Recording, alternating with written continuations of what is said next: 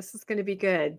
I will say that I don't know if you guys know who Jana Reese is, but not everybody knows that she has a column called Flunking Sainthood over on the Religion News Service. And so her articles will always appear there first, and then they'll show up in the Tribune, maybe the next day or two after. I always like to go straight to the Religion News Service because I do find a little bit of a difference. For example, in the data that we're going to cover today, in the Tribune, they do not display the graphs that are available on the Religion News Service article. And I think there's a reason for that. There's a little link that says, if you want to see the graphs, you can click on it. The graphs tell the story, as you'll see, but those are not available to the Tribune. I don't know if they thought it was too upsetting or something, but they're not there. So I thought I would start out with this quote. I'm sure both of you guys have heard this before. It's Richard Dawkins, and it says, how thoughtful of God to arrange matters so that wherever you happen to be born, the local religion always turns out to be the true one. Have you guys heard that? Yes. Yes, absolutely. And that's exactly what we're talking about. When you were born into a religion, this is what you tend to think it's all about. This is what you tend to think is the one true religion, until as you get older, you may get different information and sometimes may step away. And this is what we're going to be talking about today. Janet's article says U.S. Gen Zers and millennials are leaving the LDS church. Data confirms. So we've been talking a lot about data. We've been talking about people staying, people leaving, signs of upward trajectory growth, signs of plummeting membership numbers. I think this is one of the best analysis that I have seen. And I think you guys will probably agree with me. She says the research question that I guess ask more than any others nowadays concerns young adults who grew up in the LDS church. Are they leaving the church more now than in the past? This is what Janet is going to show through the data. I hear it from parents, bishops, other LDS members who are deeply concerned as they observe more young people abandoning Mormonism, including their own kids. So people are understandably upset about what they see anecdotally in their wards, in their neighborhoods, with the kids that they grew up with, the people that they know. But high-ranking church leaders have countered this as it's just a particular narrative, right? It's not based in fact at all. It's a narrative. And if anything, young people are flocking to the church in record numbers. How many stories have we reported on RFM in the last couple months where they're like, oh my gosh, it's just exploding? I think they use the word exploding quite often. As evidence, they point to the rising numbers of students enrolled in the church seminary and institute programs. We're going to talk about that. And expanding global missionary force. We're going to talk about that. And also a rebounding spate of new converts worldwide. So data is one thing, but here is the anecdotal evidence that we're seeing. There's a difference there, and we're going to find out why. So in this two-part series that Jana is going to do, this is the first article of the two. She's going to show the data trends for young Mormons in the United States. Now, there's a difference because I believe there are more probably young Mormons outside of the United States than inside the United States. But all of these surveys that we're going to be using the data from target the young people, young LDS people inside the United States. And it's going to focus on how many people have left the church. And then her next article that we're going to cover here on the newscast when it comes out is what happens to the ones that stay? What are they like in terms of how religious they are? So again, she goes on to explain, this is U.S. data, but she can confirm from nationally representative data sets that the LDS church is indeed, I'm going to say it right now, losing more members in the U.S. and that this disaffiliation is primarily driven by younger adults. So there it is. She said it extremely plainly, and I highlighted it. And now we'll find out why she thinks this. So in this article, it's going to examine the data in the United States, Gen Z, millennial adults who were raised in the church. That's the important part. And they have since left. And we're going to show exactly what these numbers are. And we are going to show the graphs, unlike the Salt Lake Tribune. Can I just insert something here? Yeah, go ahead, please. Please. Yeah. This is the cohort of membership of the church that the church cannot afford to lose. Yeah. These are the ones who are supposed to be having baby Mormons, getting married in the temple, having more Mormons as kids and raising them up in the church. Yep. No, you're exactly right. And I think as we go through this, And then in the back of your mind, I think like me, you're going to go, wait a minute, they just implemented this and this and this. And you're going to see that it's completely data driven as far as what they're trying to do. And Is it'll this be the graph? This is the graph. We're Oh going my to talk gosh. about this. This is why they didn't show the graph in the Salt Lake Tribune, I We're in the believe. red. Yeah, that's right. So it says here, as you can see, over the long term, there's little question that more people are leaving the church now in the U.S. compared to the past. The first graph asked about, here's the question, childhood religion as well as current religion, and it can show exactly who's retaining and who's not. Now, this is based on 2 different surveys, Pew Research, and also, oh gosh, what's it called? I have a slide on it. There's another one that they're taking into consideration. So look at this. In the 70s and 80s, if you were born into the church, raised into the church, almost 80% of you stayed. I'm one of those, right? I was born even before that, stayed for decades. Okay. If you were born in the 90s, 76%. Also, a very high number of people are still in the church. I like to think of this maybe as sunk cost. You know what I mean? You've been in for so long. Why would you leave? It's very difficult when you're older. But here we get into the 2000s. What do you think happened there in 2000? Only 58%, according to this particular data, stay in the church after they are raised in the church. It goes down from there. If you were born in the 2010s, we're talking 54% of you are staying if you were raised in the church. And here's the number that should be so concerning to the church right there. In the 2020s, 38% of people are staying, if you can believe that. What do you think about that? Just right off the top of your head, seeing it for the first time. Absolutely. They're at DEF CON 1 in Salt Lake City. Yep. Yeah, I'll just note those gospel topic essays came out in the mid 2010s. Yeah, you had COVID in 2020, but we've rebounded from that. We've seen numerous graphs from the church and numerous statistics from the church that said that while things went down in 2020, there was a rebound in 21 and 22 and 23 because of that. So at this point, we're halfway through the decade, and it's reasonable to assume that that 38% is pretty darn close to what the number really is. I wonder how many people got fired over that brilliant idea of putting up the gospel topics essays. Yeah, well, it was kind of, what choice did they have? People were leaving for lack of information, and then people turned around and left for information.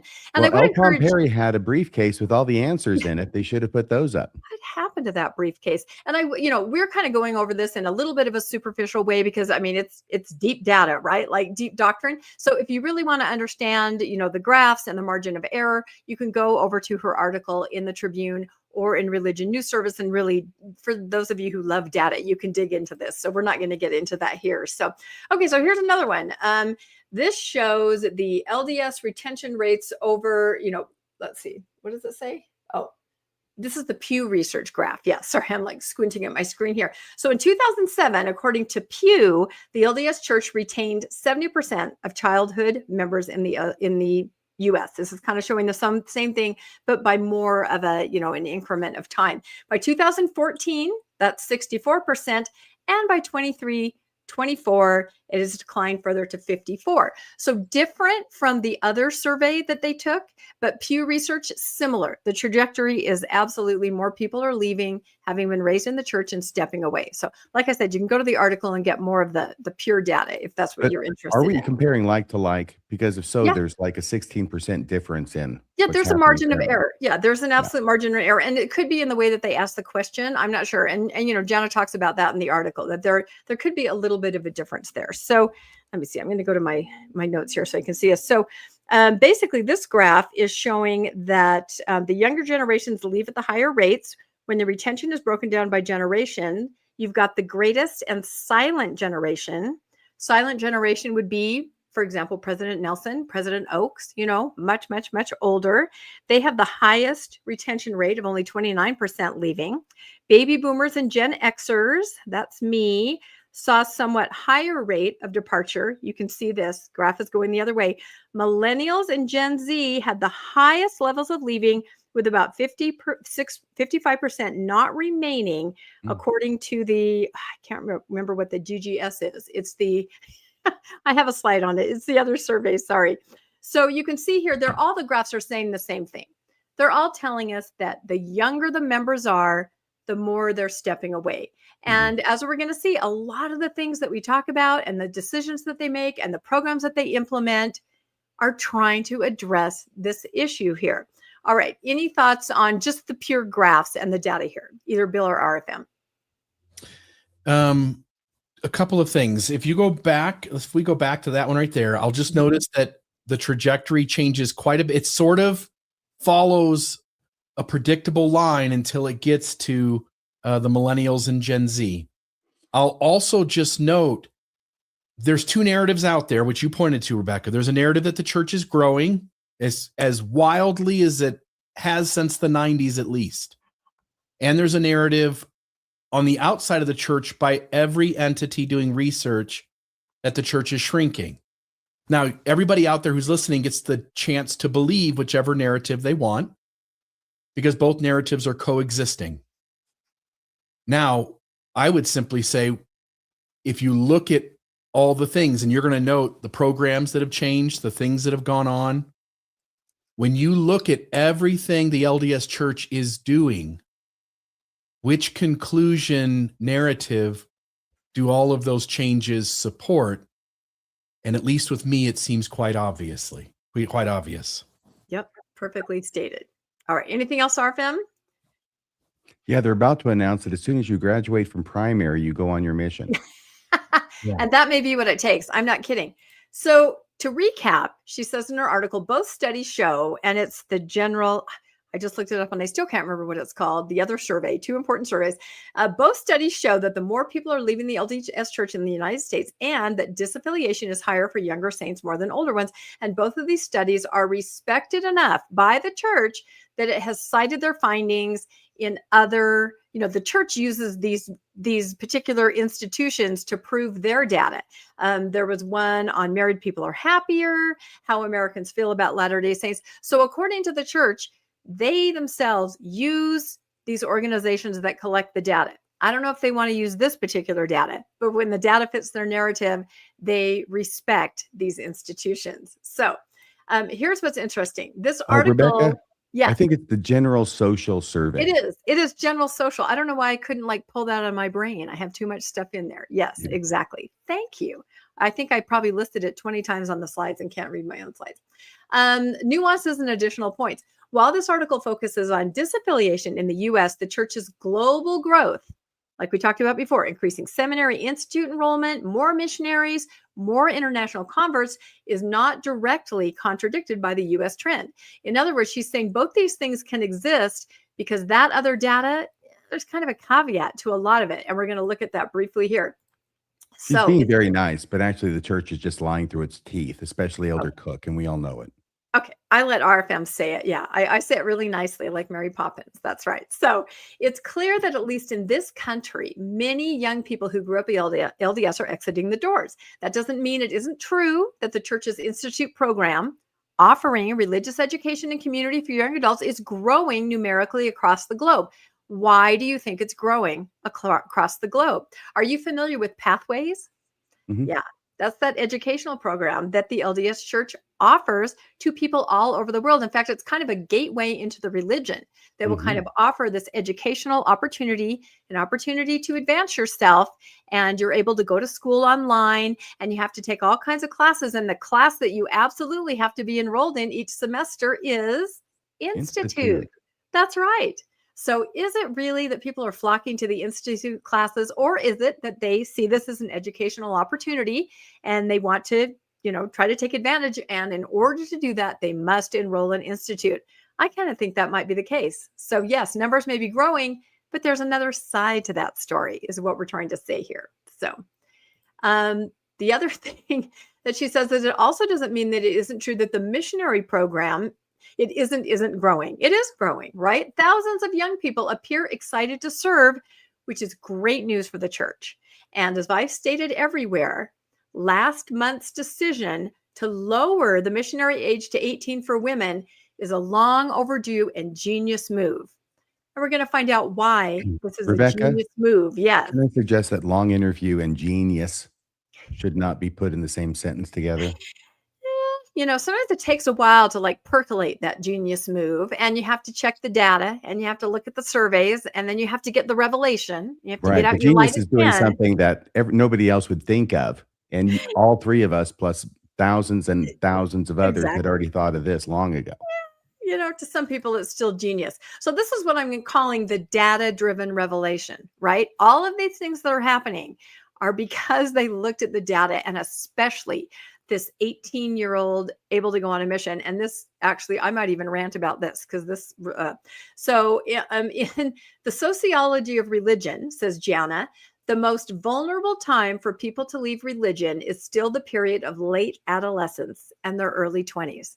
Age 18, age 19, age 20, 21. Our Next Mormon survey research confirms that it's true in the LDS context too. In the 2016 Next Mormon survey, the median age for people to leave the church was 19. Interesting. Boys now boys and girls go on missions at 19 back in that era. And in 2022, 2023, the age was 18. Well, what can we do about those kids that are turning 18 and leaving the church? We can make sure that never happens. And we can do that by first lowering the boys' age to 18 and now lowering the girls' age. And here's what I find just so interesting what Jana says. She says, so anything the church can do to keep young women in the religion's pipeline. I thought that was very accurate right there. She said it out loud. Don't go there, Rebecca. What? Don't go there, Rebecca. I'm going there. She said anything the church can do to keep young women in the religion's pipeline without a critical gap after high school. And I, of course, added a critical thinking gap after high school could be beneficial. And this is why, and I'm talking about girls here, but I've seen this with the boys that leave at age 18. And I've been around a lot of boys that leave at 18, right? I'm a mom, friends, all of that. Okay. So this is what happens when your senior year becomes mission prep, which is what happens. You can apply for your call, I think 120 days in advance. So your entire senior year is waiting for that call, putting your papers in, rushing around to your friends' houses who are getting their calls. It's all about the mission in high school, right? You don't have a gap. You don't have any time in between to take a breather, do something different. So here's kind of what I came, and this is actually an ad. Remember those ads they used to have in the Ensign Missionary Training Center? And it shows the dad training his son up at home, right, to go on a mission. So the things I came up with were a mission at 18 works because you're still living at home under your parents' influence, right? You're still right there, living in your high school bedroom because you're in high school, right? When you're doing all this mission stuff, you're still under the influence of church leaders, teachers, other adults in the ward who are all so excited for you to go on a mission. And you're getting all this positive affirmation. You're meeting with the bishop all the time. The other members of the ward are saying, have you got your call yet? Have you put your papers in? This is what boys experienced for the last little while. Girls are going to be experiencing this now too. You're still under the influence of your LDS peers and their parents. That is extremely important. You have an LDS girlfriend and her parents are so excited. You have an LDS boyfriend. Their parents are so excited that you're going to be going on a mission and they're very supportive of you. You're still in seminary and you're still attending the firesides, the broadcasts, the youth events. You really don't know anything different than this way of life. The focus of the senior year is now a mission, and other activities take second place. You're not applying for an internship. You're not applying for a scholarship. You're not looking at anything else. It's simply the mission. And you have no exposure to external experiences, college, travel, and job. So do you think this is going to work? This is absolutely 100% going to work. Nobody is going to be able to come up for air to have that critical thinking gap year. They're just simply going to move from high school and all of that influence onto the mission. So brilliant. Again, data driven. The other thing I thought I would mention really quickly is, of course, President Oaks stressing over and over, get married and have children. And I believe the mission leads right into that. So there's so many things we could mention that are data driven based on that data and new, ideas, programs, things like that.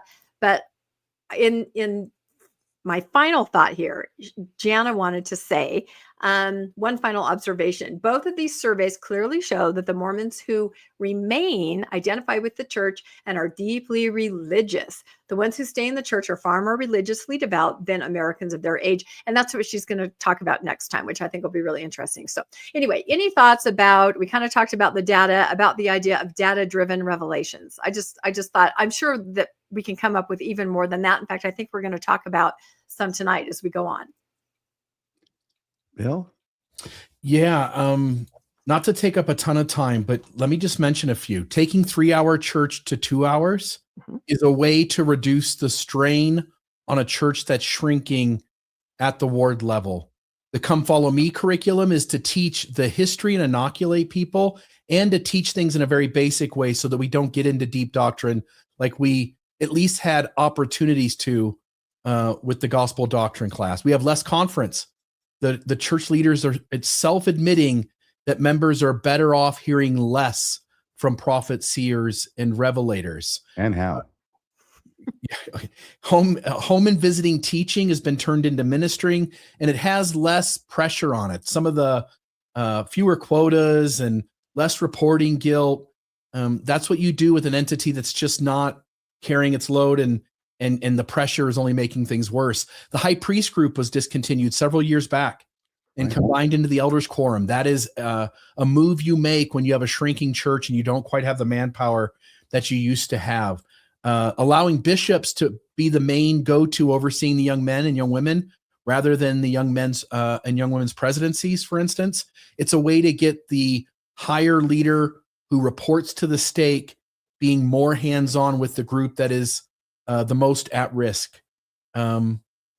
Youth progression, ordination timing adjustments. They're working harder to try to keep all of these kids socially together rather than moving kids around based on their birthday, which might create a little more friendship, a little more loyalty, a little more wanting to show up at church and be around the people that you've been around for years and years.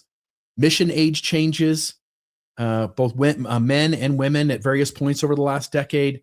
I'm just looking at other temple ceremony adjustments, allowing women a more significant role in the ward. For instance, being a witness for a baptism, which doesn't seem like a big deal, but if women perceive that their roles are increasing in responsibility, there is a segment of Mormons who will hang on, thinking that they can be part of the change and that they're watching the church grow into the thing that they want it to. I'll just note, those aren't the kind of changes you make when you are a thriving, dynamically growing church. Those are the moves that you make when you're trying to throw Jell-O against the wall and see if it'll stick, because you're running out of options because things are not going well. They're using fewer members to constitute a ward and fewer wards to constitute a stake. Yep. Are they still doing the same program they had for missionaries to get them on the mission? And then somewhere about halfway through their mission, they start assigning somebody at home and working them through these other things they're supposed to go through when they get off their mission to make sure they stay in the church and active and all that kind of stuff. Yep. Yeah, here's the people over there at Psych Ward Radio. There's Carbon Alice. And yeah, we're losing the youth. Even these guys know that the church is losing the youth. And these guys here, these are pictures of the youth that are staying in the church.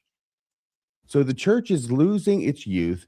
Even these guys know it. And the reason this chaps my hide is because I and others, but I have been saying this for a decade now, in the face of the church denying it, and in the face of church leaders claiming that the church continues to grow, and that this is indeed a sign of the true church because it continues to grow, when I have known they have not been telling the truth, because the statistics don't lie.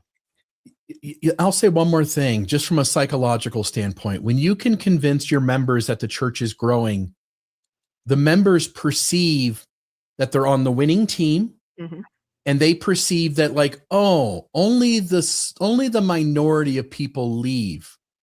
If the church were to acknowledge that it is shrinking, it conveys a message that actually compounds the problem, because it now tells the members maybe they're the foolish ones for staying around. And so you'll notice that here's one more chance where the church could have made a shift, could have started to be vulnerable and honest and accountable, and it still has no ability to do that. And it is the only source that the church is growing.